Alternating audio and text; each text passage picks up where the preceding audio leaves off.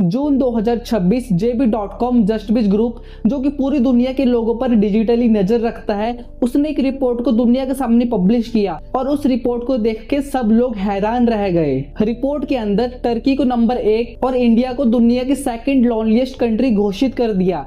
ये न्यूज इतनी ज्यादा बड़ी थी कि पूरी दुनिया की मीडिया ने इस न्यूज को कवर किया। पर दोस्तों सवाल ये है कि इंडिया जैसा देश जहां पर सभी धर्मों के लोग मिलकर एक साथ रहते हैं, इंडिया को त्योहारों को देश बोला जाता है, जब दो लोग भी अपनी पुरानी दुश्मनी को भुलाकर गले मिल लेते हैं, और यहाँ तक कि जब तक एक छोटा सा बच्चा एकदम बड़ा नहीं हो जाता तब तक माँ बाप उसकी केयर करते हैं, और फिर भी ऐसे रंगों से भरा हुआ देश लोनलीनेस के मामले में दूसरे नंबर पर कैसे आ गया। जब भी हम लोग अपने किसी दोस्त या फिर रिश्तेदार से मिलते हैं तो बहुत ज्यादा खुश होते हैं और ठर्राके मार कर जोर जोर से हंसते भी है। फिर भी ऐसी कंट्री हैप्पीनेस इंडेक्स के मामले में 147 कंट्रीज में से 116 नंबर पर आती है, और ये सभी डाटा एकदम प्रूव्ड डाटा है। यानी कि दोस्तों हम जिस कंट्री के अंदर रहते हैं वो आर्मी के मामले में, इकोनॉमिक ग्रोथ के मामले में और इंफ्रास्ट्रक्चर के मामले में नेपाल और पाकिस्तान से कई ज्यादा आगे है। यहाँ तक कि पूरी दुनिया भी इंडिया की इकोनॉमी को बढ़ता हुआ देख रही है, पर फिर भी हैप्पीनेस इंडेक्स के मामले में हम लोग इतने ज्यादा पीछे हैं। दोस्तों इस मामले को अच्छी तरह से समझने के लिए सबसे पहले हमें लोनलीनेस के पीछे के रीजंस को समझना होगा। भारत के अंदर जो अकेलापन पाया जाता है वो फिजिकल नहीं बल्कि भावनात्मक अकेलापन पाया जाता है। पहले के समय में जब सोशल मीडिया वगैरह कुछ भी नहीं था तब बड़ी बड़ी फैमिलीज हुआ करती थी, और वो लोग रात को या फिर कभी भी खाना खाते हुए सब लोग आपस में बातें किया करते थे। पर जैसे जैसे अब फैमिलीज छोटी होती गई लोग भी एक दूसरे से दूर होते गए। अगर घर के किसी मेंबर को अकेलापन फील होता है तो वो किसी को भी नहीं बताता और अपने अंदर ही रख लेता है। हस्बैंड वाइफ के पास तो फिर भी एक सपोर्ट होता है कि चलो वो लोग एक दूसरे से बात करके अपनी चीजें शेयर कर लेते हैं, परंतु आजकल का जो यूथ या फिर जो हमारी जनरेशन है सबसे ज्यादा वो लोनलीनेस से डील कर रही है और वो अपनी बातें किसी से शेयर भी नहीं करती। और कमाल की बात ये है कि ये अकेले होते हुए भी सबसे ऐसे बातें करेंगे कि इनसे ज्यादा खुश इंसान कोई दुनिया में है ही नहीं, पर अंदर ही अंदर तनाव ने इनको जकड़ के रखा होता है। इसीलिए हजारों लोगों की भीड़ में भी ये खुद को अकेला पाते हैं। इसके बाद आज की जनरेशन में अगर एक कमरे के अंदर पूरी फैमिली बैठी हुई है तो बहुत ज्यादा कम चांसेस होंगे कि वो आपस में बात करे और अपनी चीजों को शेयर करे, वरना तो बच्चों से लेके पेरेंट्स सभी के हाथ में मोबाइल होता है। सारे बच्चे रील स्क्रॉल करते हैं और पेरेंट्स यूट्यूब शॉर्ट्स। जब भी ये लोग अकेला महसूस करते हैं ये लोग ऑनलाइन यानी कि एक डिजिटल वर्ल्ड में चले जाते हैं, और डिजिटल वर्ल्ड भी इनको सिर्फ कुछ टाइम तक ही सपोर्ट करता है। उसके बाद ये दोबारा से अकेला महसूस करना शुरू कर देते हैं, और आखिर में ये लोग अपने अकेलेपन से इतने ज्यादा कंफर्टेबल हो जाते हैं कि ये लोग दूसरे से खुल के बात तक नहीं कर पाते। आप लोग खुद याद करो कि लास्ट टाइम आपने कब अपने पेरेंट्स या फिर दोस्त से खुलकर बात की होगी और अपने इमोशंस को शेयर किया होगा।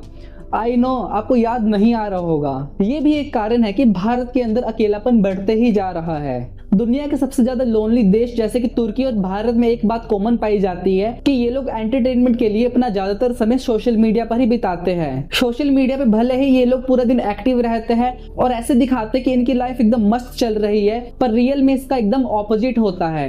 रिपोर्ट्स के मुताबिक भारत में 37% लोग ऐसे हैं जो कि उदास महसूस करते हैं और पूरी जिंदगी भर उदास ही रहते हैं। भारत के अंदर मानसिक तनाव और डिप्रेशन पर खुलकर बात करना एक टैबू माना जाता है। इसलिए आप लोग हमेशा देखते होंगे कि अगर कोई बंदा आपको उदास दिख रहा है आप लोग उससे जाके रीजन भी पूछोगे तो भी वो आपको रीजन नहीं बताता, और वो अपने इमोशंस को अपने दिल में ही दबा कर रखता है। इसके अलावा आजकल की जनरेशन के ऊपर बहुत ज्यादा वर्क प्रेशर और करियर को लेकर टेंशन आ चुकी है, और ये लोग खुद में ही इतना ज्यादा बिजी हो चुके हैं कि इनके पास क्वालिटी टाइम स्पेंड करने के लिए टाइम और लोग दोनों ही नहीं है। लोग केवल नाम के लिए ही अपने दोस्तों और परिवारों के साथ जुड़े हुए हैं, इसीलिए वो इमोशनली एक दूसरे से दूर होते जा रहे हैं और लोनलीनेस के दिन ब दिन करीब आते जा रहे हैं। अकेले होने में और अकेलेपन में भी बहुत ज्यादा फर्क होता है। जब आप लोग अकेलापन महसूस करोगे तो आपको ऐसा लगेगा कि दुनिया में आपकी कोई भी परवाह नहीं करता है, आपसे कोई प्यार नहीं करता, आपकी कोई केयर नहीं करता, आपका पूरा जीवन सिर्फ दुख में ही कट जाएगा। लेकिन अकेले होने में आपको थोड़ा अलग महसूस होगा।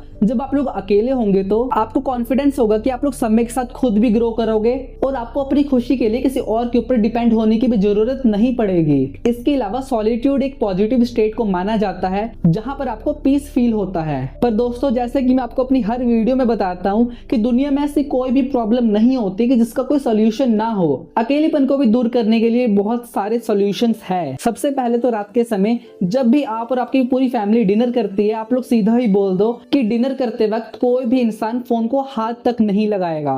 जिससे होगा ये कि आप लोग खाना खाते हुए बात करना स्टार्ट कर दोगे और बातों ही बातों में आप लोगों का जब बॉन्ड अच्छा होने लगेगा, आप लोग अपनी फैमिली से इमोशनली ज्यादा कनेक्ट होना शुरू कर दोगे। इसके अलावा जब आपके पास फ्री टाइम होता है तो आप लोग बिना मतलब के अपने पुराने दोस्तों को भी कॉल कर सकते हो, इंस्टेड ऑफ आप लोग डूम स्क्रॉलिंग करके सिर्फ सोशल मीडिया पे अपना टाइम ही वेस्ट कर रहे हो। और इसके अलावा एक और सोल्यूशन ये है कि एक हफ्ते तक आप लोग अपने फोन से एकदम ही दूर हो जाओ, फोन को हाथ ही मत लगाओ जब तक कुछ इंपॉर्टेंट काम ना पड़ जाए। और या फिर अगर आपका काम ही ऑनलाइन है तो सिर्फ आप लोग अपने काम करो, उसके बाद फोन को बिल्कुल हाथ मत लगाओ। ऐसा करने से जो कि आप पहले सोशल मीडिया पे अपना टाइम वेस्ट करते थे, वो टाइम अब आपके पास खाली बच जाएगा। और इस खाली टाइम में आप घर से बाहर जाओ, नए नए लोगों से बात करो, लोगों के साथ एक कनेक्शन बिल्ड करने की कोशिश करो। इसके अलावा आप लोग कोई फिजिकल कम्युनिटीज को भी ज्वाइन कर सकते हो, या फिर आप लोग कोई एनजीओ ज्वाइन कर लो, या फिर जिम ज्वाइन कर लो। और इस तरह के हजारों ऑप्शंस आपके आसपास मौजूद है, जहां पर भी आप नए नए लोगों से मिलोगे, उनसे बात करोगे और आपको उनका एक्सपीरियंस भी मिलेगा।